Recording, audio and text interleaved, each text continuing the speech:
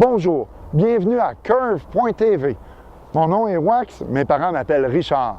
Aujourd'hui, on va vous parler de tout l'équipement que ça nous prend pour faire du kitesurf, du kiteboarding, du ski cerf-volant, du paraski flex.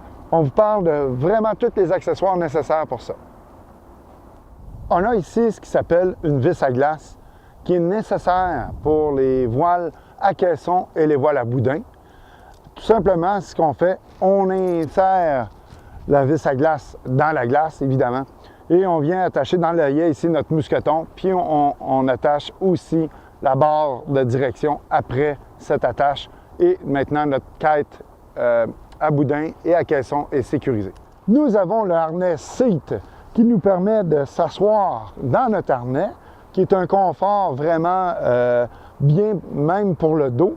Nous avons ensuite le harnais Waist qui se situe au niveau du thorax.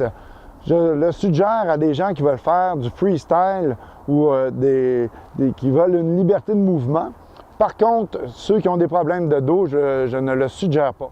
Nous avons ici un harnais qu'on appelle un harnais de paraski flex qui se porte comme un seat, comme les autres harnais qui est disponible sur le marché. Nous avons un système d'éjection très rapide avec un baril. Fait qu'à ce moment-là, on a juste à tirer sur le baril comme ceci et on s'éjecte de la voile. Voici la pompe qui sert à gonfler les voiles à boudin.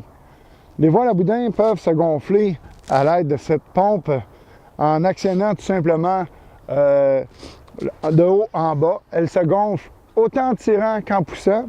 Le casque est très important. Souvent, on raide autant en été qu'en hiver. On a des endroits qui sont très durs. On parle de la glace, on parle des roches, on parle de toutes sortes de trucs qu'on peut même frapper.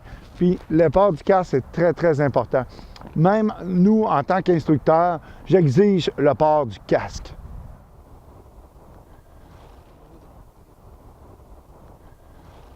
Ce que je suggère comme petite cerf-volant de traction, on appelle ça un cerf-volant de pratique, c'est un trainer kite.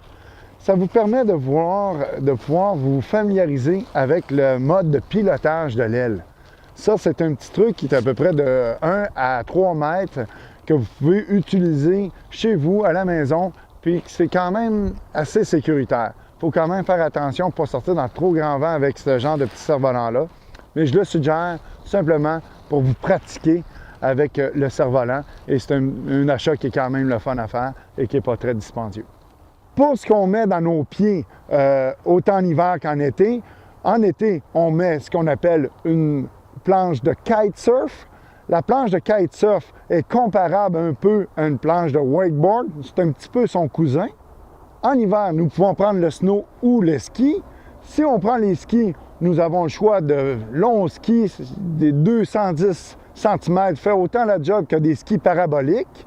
Pour la planche, nous devons prendre la position qu'on appelle pingouin avec les fixations pour qu'on puisse se promener autant à gauche qu'à droite.